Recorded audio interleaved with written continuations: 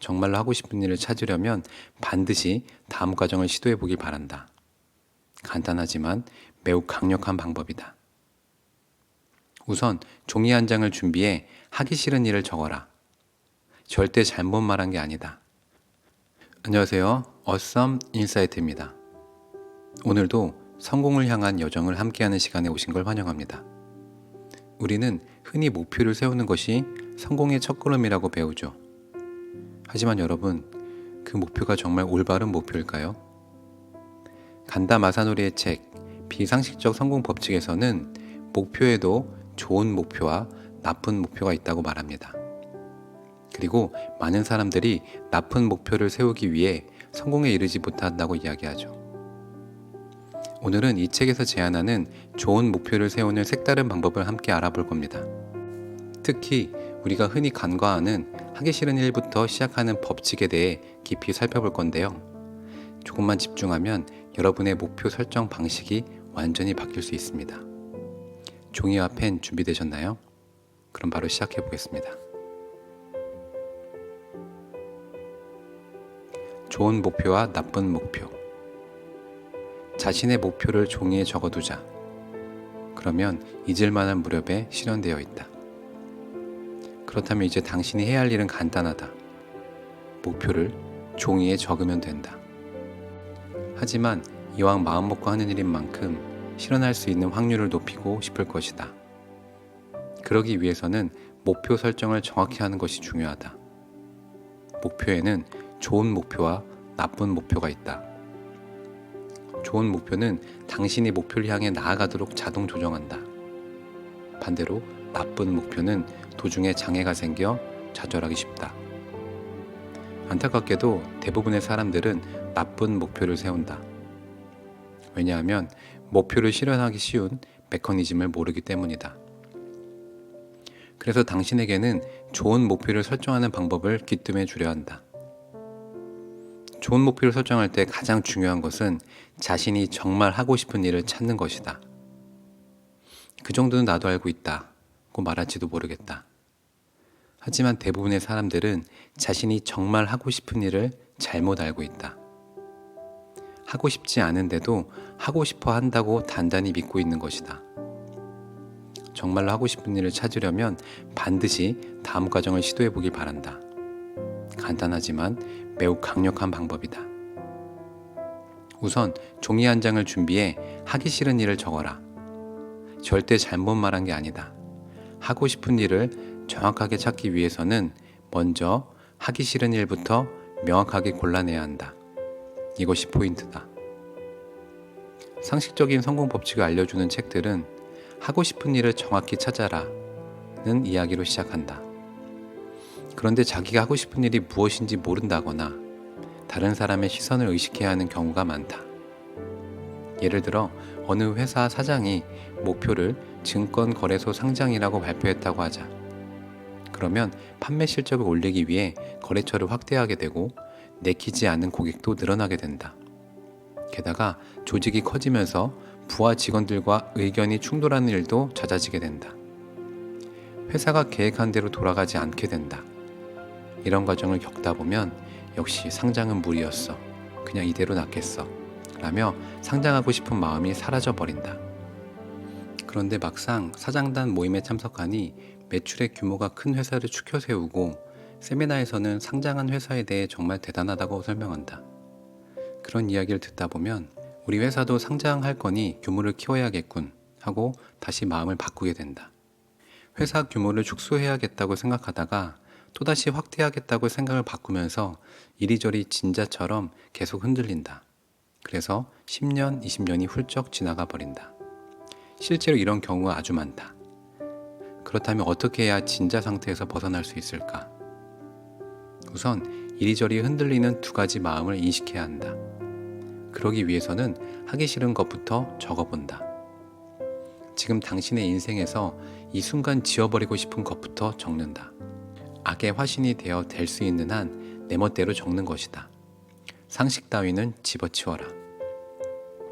자신의 더러운 면, 이기적인 면과 그대로 마주하자. 어떤 것부터 적어야 할지 모르겠다면 내가 예전에 쓴 노트를 참고해도 좋다. 고객이라고 무조건 굽신거리지 않는다. 재고가 생기지 않게 한다. 애프터 서비스가 필요한 상품은 팔지 않는다. 정직원은 채용하지 않는다. 몸을 혹사하는 일은 하지 않는다. 마음에 들지 않는 회사나 사람과는 거래하지 않는다. 콜드콜은 하지 않는다. 무료로 상담하지 않는다. 하청은 받지 않는다. 가능한지 불가능한지 따지지 말고 어쨌든 하기 싫은 일은 모조리 적는다. 그렇다면 이렇게 하는 이유는 과연 무엇일까? 베티 에드워즈라는 미술교사가 있다. 그림을 가르치는 일에 천부적인 재능이 있는 이 여성은 이렇게 말했다. 엄지손가락을 그리고 싶다면 엄지손가락을 그리려고 해서는 안 돼요. 엄지손가락을 그릴 생각이라면 엄지손가락 주변의 공간부터 그리세요. 여기서 내가 이야기한 방법을 적용해보면 이렇다.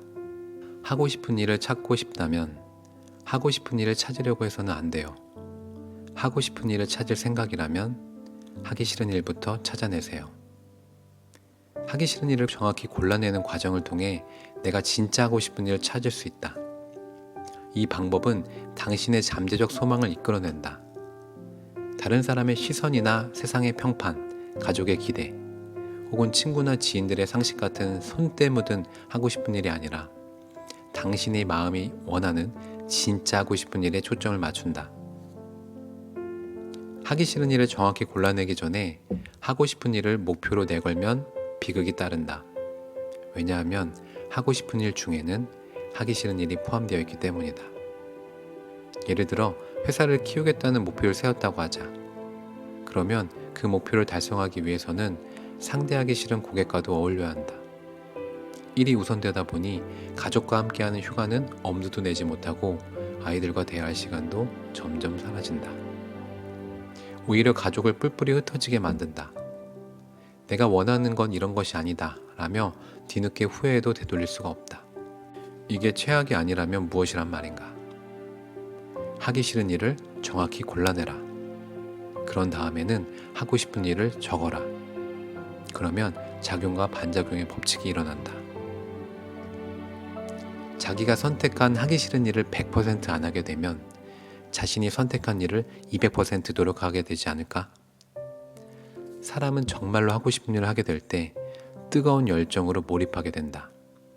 상대하기 싫은 고객과 부딪히지 않아도 되니 거래하고 싶은 고객에게 혼신의 힘을 다해 일할 수 있게 된다. 1단계, 하기 싫은 일을 명확히 하기. 지금 이 순간 내 인생에서 지워버리고 싶은 일, 하기 싫은 일들을 가능한 많이 적어보세요. 당신이 마법사라면 무엇을 제거하고 싶습니까?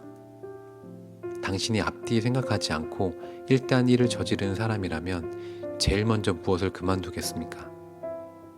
깊이 고민하지 말고 떠오르는 대로 적으세요. 손을 멈추지 말고 펜이 움직이는 대로 하기 싫은 일을 최대한 많이 적어보세요. 2단계, 하고 싶은 일 명확히 하기. 이번에는 하고 싶은 일을 종이에 적어보세요.